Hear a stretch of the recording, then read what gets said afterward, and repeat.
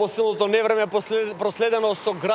со големина на орефа кој што го зафати Скопскиот и Кумановскиот регион околу 17 часот попладнево, се створија и поплави на некои критични места овде во македонската престолнина. Имено недојдена вода имаше на подвозникот на булеварот Киро Глигоров, исто така и на кружниот тек кај хотелот Континентал, а исто така критични беа и општините Чаир и Газибава, каде неколку од улиците беа исто така поплавени. Можеше да се забележи како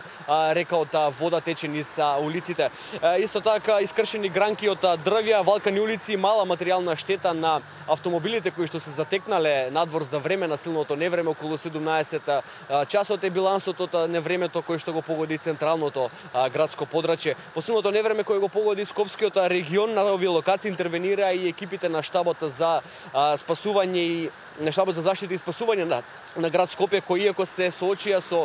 потешкоти и отежнати услови и отежнато движење на сообраќајот, сепак успеа да ја нормализираат ситуацијата и во моментот се санираат и штетите и сообраќајот се одвива непречено. Градот Скопје исто така апелира до општините во Скопје да инвестираат повеќе средства и да вложат поголеми напори во подобрување на атмосферските мрежи на локалните улици кои што се во нивна надлежност. Според управата за хидрометеоролошки работи попладнево и во вечерните часови на повеќе места ќе биде нестабилно и со порен дожд и грмежи, особено во западните делови на земјата, а за утре од управата за хидрометеоролошки работи најавуваат дека ќе преовладува стабилно време со слаб до умерен, а во понеделник и повремено засилен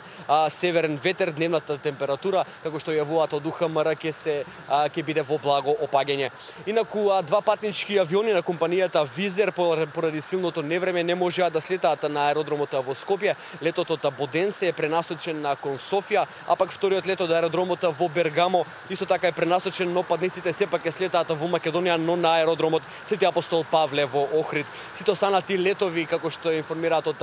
аеродромот Александар Велики, кои беа закажани за денес, претходно успешно го завршиле слетувањето на аеродромот Александар Велики и поголеми доснења на летовите и на авиопревозниците не се очекува во текот на оваа вечер.